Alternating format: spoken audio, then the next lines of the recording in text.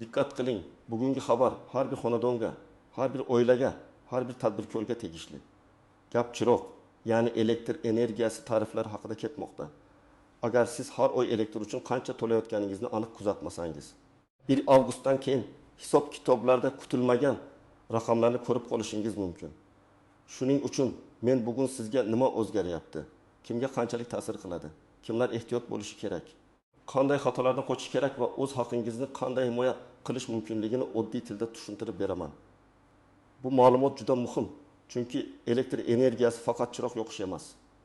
Uyda muzlatkich, konditsioner, kir yuvish mashinasi, dazmol, elektr plita, suv isitgich, nasos, kompyuter, telefon quvvatlagich, hatto internet modem ham elektr bilan ishlaydi. Demak, tarifdagi har qanday o'zgarish bevosita oilaviy byudjetga ta'sir qiladi. Videoni oxirigacha ko'ring. Hoziroq kanalga obuna bo'ling va like bosib qo'ying. Chunki bunday ogohlantiruvchi ma'lumotlar vaqtida yetib borish kerak.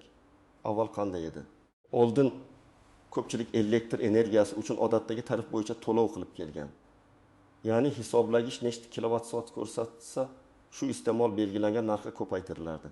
Ayrim joylarda aholi uchun alohida tarif, yuridik shaxslar uchun alohida tarif, ayrim ijtimoiy toifadagi iste'molchilar uchun esa imtiyozli tartiblar mavjud bo'lgan.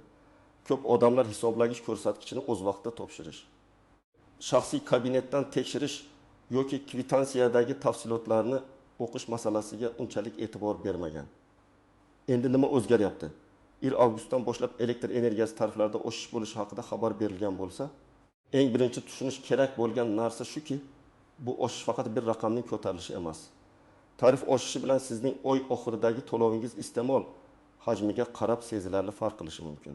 Masalan, kimdir bir oyda 100 kilovatt-soat ishlatsa, kimdir 200 kilovatt-soat, kimdir esa yoz oylarida konditsioner sabab 500 kilovatt-soatdan ham oshirib yuboradi. Tarif oshganda eng katta zarba aynan ko'p iste'mol qiladigan xonadonlarga seziladi. Men bu yerda bitta muhim narsani alohida aytaman. Siz faqat tarif oshdi degan gapni eshitib qo'rqib qolmasligingiz kerak. Muhimi, siz o'zingizning iste'molingizni bilishingiz, hisoblagich ko'rsatkichlarini nazorat qilishingiz va qaysi toifa bo'yicha hisoblanayotganingizni tekshirishingiz kerak. Chunki ayrim hollarda odamlar haqiqiy oshishdan emas, noto'g'ri hisob-kitobdan, qarzdorlik noto'g'ri qo'shilishidan yoki eski ko'rsatkich vaqtida kiritilmagani sababli katta summa chiqishidan aziyat chekadi. Endi batafsil ko'rib chiqamiz. Kimlar ko'proq xavotir olishi kerak va kimlar vaziyatni to'g'ri boshqarsa, ortiqcha yo'qotish o'tishi mumkin. Birinchi toifa katta oila bo'lib yashaydiganlar. Masalan, bir uyda 6 yoki 7 kishi yashaydi. Har kuni kir yuviladi. Ovqat pishiriladi, televizor ko'p ishlaydi. Bolalar kompyuter yoki telefon quvvatlaydi. Muzlatkich doim yo'qilgan. Yozda esa konditsioner ishlaydi. Bunday oilada oyga 300 kilovatt-soat iste'mol oddiy holat bo'lishi mumkin. Agar tarif oshsa, aynan shunday oilalarda to'lov birdan sezilarli ko'tariladi. Sababi bitta chiroq emas, butun turmush tarzi elektrga bog'langan.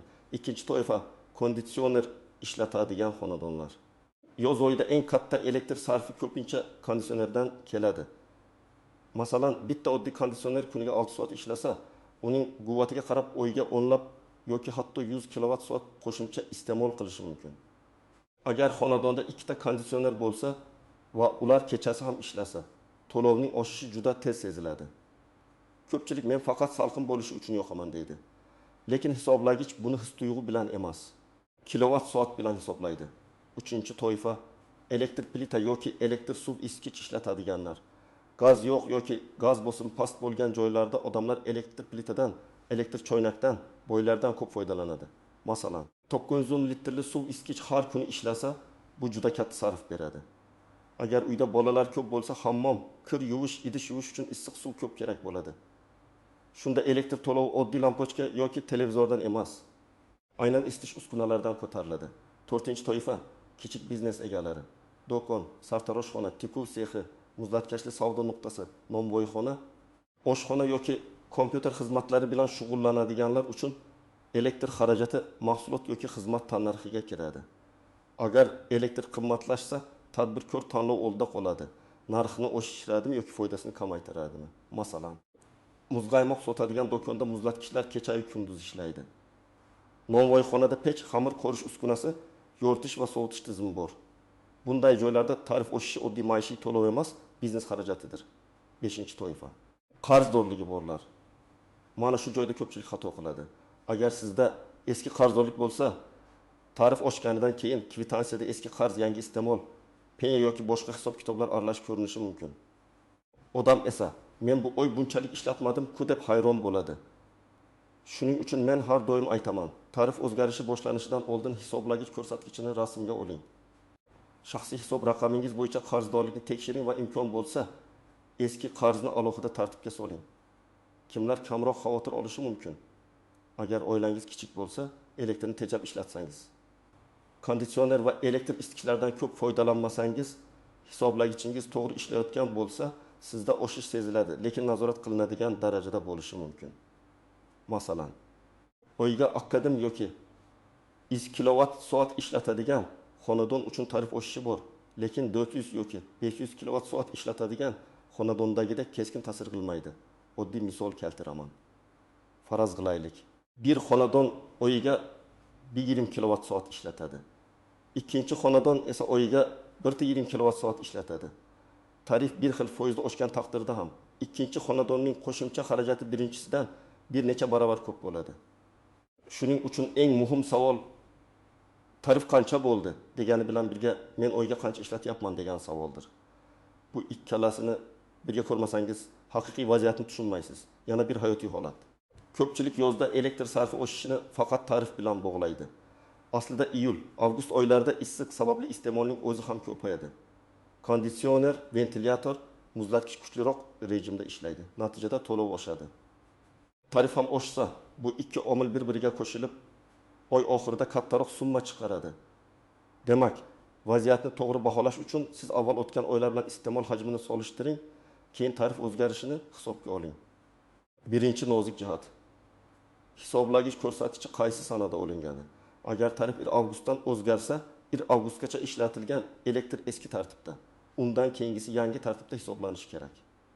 Lekin amalda hisoblagich ko'rsatkichi vaqtida olinmasa yoki tizimga kech kiritilsa, iste'molni davrlarga ajratishda savollar tug'ilishi mumkin. Shuning uchun men tavsiya qilaman. 1 iyul kuni kechqurun yoki 1 avgust kuni erta tongda hisoblagich ko'rsatkichini suratga oling. Suratga sanasi ko'rinadigan qilib saqlab qo'ying. Bu keyin nizoli vaziyatda sizga dalil bo'ladi. Ikkinchi nozik jihat. Hisoblagichning sozligi. Eski hisoblagichlar noto'g'ri ulanish, kuchlanishdagi muammolar yoki texnik nosozliklar sabab iste'mol g'alati ko'rinishi mumkin.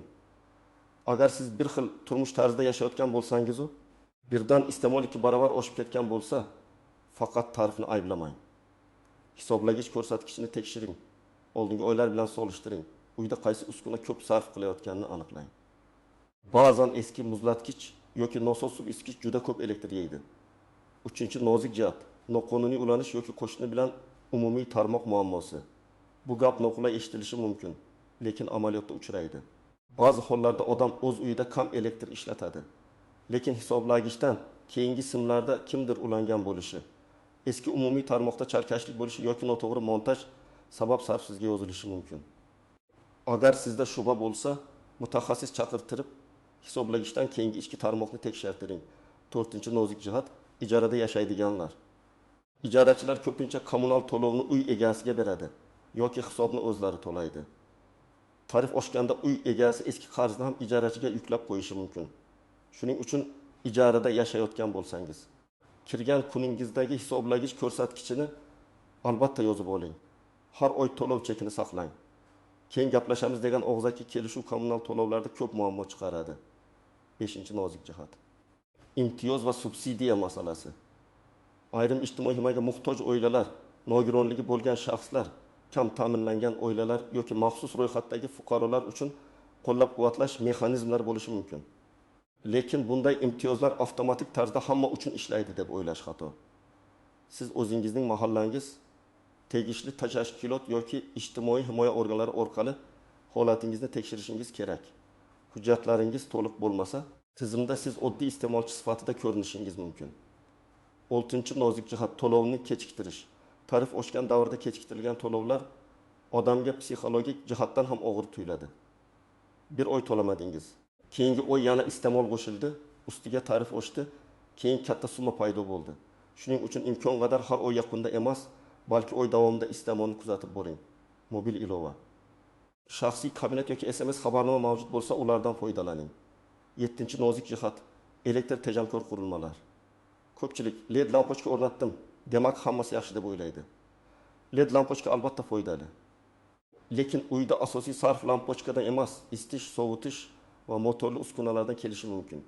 Konditsioner, muzlatkich, nasos, elektr plita, dazmol, boyler, changyutgich, kir yuvish mashinasi. Shuning uchun tejashni faqat lampochkadan boshlash yetarli emas. Katta quvvatli uskunalardan boshlash kerak. 8-chi nozik jihat. Kuchlanish past bo'lsa, texnika ko'proq qiynaladi. Ayrim hududlarda kuchlanish pasayib turadi. Bu holatda motorli uskunalar, ayniqsa muzlatkich va konditsioner normal ishlamay, uzoqroq vaqt ishlashi mumkin. Natijada sarf oshadi. Texnika tezroq ishdan chiqadi. Bunday vaziyatda stabilizator, sifatli avtomat himoya va elektr tarmog'ini tekshirish masalasi foydali bo'lishi mumkin. Lekin buni ham mutaxassis bilan maslahatlashib qilish kerak. Birinchi qadam, hisoblagich ko'rsatkichini bugunoq yozib oling. Telefoningizda suratga oling. Surat aniq bo'lsin, raqamlar ko'rinsin. Agar imkon bo'lsa, hisoblagichning umumiy ko'rinishini ham oling. Plombasi raqami, joylashuvi ko'rinsin. Bu oddiy ish, lekin keyinchalik katta muammodan saqlashi mumkin. Ikkinchi qadam, oxirgi 3 yoki 6 oylik iste'molni solishtiring. Qancha kilovat soat ishlatgansiz, to'lov qancha bo'lgan, qaysi oyda sarf oshgan.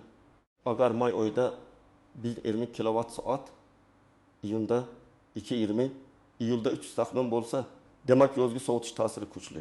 Shunda siz tarifdan tashqari iste'mol odatlaringizni ham ko'rishingiz kerak. Shaxsiy hisob raqamingiz bo'yicha qarzdorlikni tekshiring. Buni elektr ta'minoti korxonasining rasmiy xizmatlari, to'lov ilovalari, shaxsiy kabinet yoki hududingizdagi xizmat ko'rsatish bo'limi orqali bilishingiz mumkin. Agar qarz chiqsa, bu qayerdan paydo bo'ldi deb og'zaki bahslashishdan oldin tafsilotli hisob kitobni so'rang. Qaysi davr, qaysi ko'rsatkich, qaysi tarif, qaysi to'lov hisobga olinganini yozma ko'rinishda bilish muhim. 4-qadam. Uy ichidagi eng ko'p elektr yeydigan uskunalarni aniqlang. Konditsionerni 8 darajaga qo'yib, kecha-yu kunduz ishlatish o'rniga 24 yoki 25 daraja atrofida ishlatish ko'p hollarda yetarli bo'ladi. Eshik derazani yopish, filtrni tozalash. Quyosh tushadigan xonada pardadan foydalanish ham sarfni kamaytiradi. Boylarni doim maksimal darajada qizdirib qo'yish shart emas. Elektr choynakni har safar to'ldirib qaynatish o'rniga kerakli miqdorda suv qaynatish ham mayda ko'rinsa-da, oy davomida farq beradi. 5-qadam, eski va nasos texnikani tekshiring. Juda eski muzlatkich kecha-yu kunduz tinmay ishlasa, uning rezinkasi yopishmayotgan bo'lsa, ichida muz qalinlashgan bo'lsa, elektr sarfi oshadi. Kir yuvish mashinasini yarim bo'sh holda tez-tez ishlatish ham samarasiz. Dazmolni kuniga bir necha marta qizdirish o'rniga kiyimlarni to'plab, bir martada dazmollash ma'qul. Bular oddiy, lekin real iqtisod beradigan usullar. 6-qadam, agar hisob kitobni noto'g'ri deb hisoblasangiz, murojaatni yozma qiling. Murojaatda ismingiz, manzilingiz, shaxsiy hisob raqamingiz, telefon raqamingiz, muammo mazmuni, hisoblagich ko'rsatkichi, to'lov cheklari va suratlari haqida yozing. Menga ko'p yozib yuboribsizlar deb umumiy gap yozmang. Aniq yozing. Falon sanada ko'rsatkich buncha edi. Falon sanada kvitantsiyada buncha chiqdi. Iltimos, hisob kitobni qayta tekshirib bering va yozma javob taqdim eting. 7-qadam, hujjatlarni saqlang. To'lov cheklari, SMS tasdiqlar, ilova orqali to'lov tarixi, hisoblagich suratlari. Murojaat nusxasi, javob xati. Bularning hammasi sizning dalilingiz. Ko'pchilik muammo chiqqanda men to'lagandim deydi. Lekin chek yo'q, sana yo'q, hisob raqam yo'q.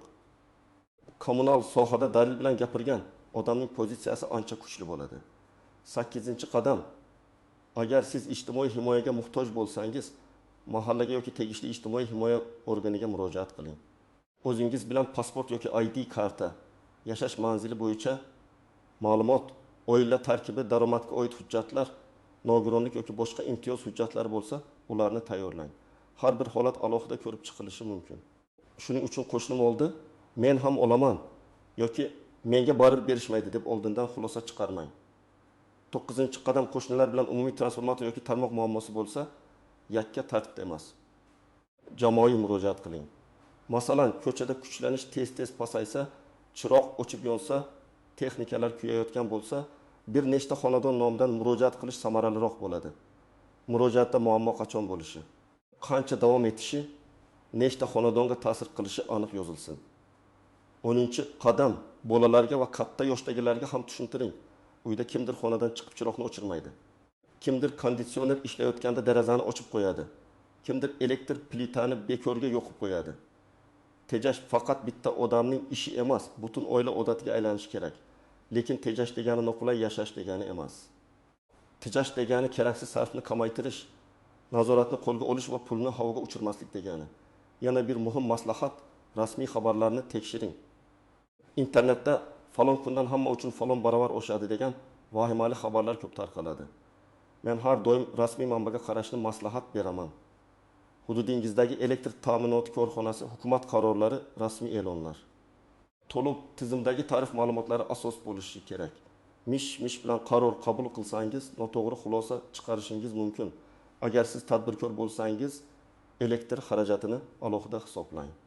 Har oy mahsulot tannarxiga qancha elektr kiryapti, yozda qancha, qishda qancha, uskunalar qaysi vaqtda ko'p ishlaydi. Tejamkor uskunaga o'tish o'zini oqlaydimi? Bularni hisoblash kerak. Masalan, eski muzlatgich yoki eski kompressor har oy ortiqcha elektr yesa, yangi uskuna qimmat ko'rinsa ham bir necha oy yoki bir yil ichida tejalgan elektr hisobiga foyda berishi mumkin. Lekin buni taxmin bilan emas, raqam bilan hisoblash kerak. Demak, 1 avgustdan elektr energiyasi tariflari o'sishi haqidagi xabar har birimiz uchun jiddiy signal. Bu faqat kommunal to'lovdagi bitta satr emas, balki oilaviy byudjet, biznes xarajati, kundalik odatlar va hujjat yuritish madaniyatiga bog'liq masala. Men sizga eng muhim narsalarni aytdim. Hisoblagichni suratga oling, iste'molni kuzating, qarzdorlikni tekshiring, katta quvvatli uskunalarni nazorat qiling. Noto'g'ri hisob bo'lsa, yozma murojaat qiling va barcha cheklar hamda dalillarni saqlang. Eng katta xato bu befarqlik. Keyin ko'ramiz deb yursangiz, oy oxirida katta summa chiqishi mumkin. Lekin bugundan nazoratni boshlasangiz, nimaga qancha to'layotganingizni tushunasiz va ortiqcha xarajatni kamaytira olasiz. Fikringizni izohlarda yozing. Sizning hududingizda elektr to'lovi oxirgi oylarda qancha chiqyapti? Oshish sezildimi? Hisob kitoblarda muammo bo'ldimi? Videoni foydali deb bilsangiz, like bosing, kanalga obuna bo'ling va bu ma'lumotni yaqinlaringizga ham yuboring. Chunki bu xabar har bir xonadon uchun muhim.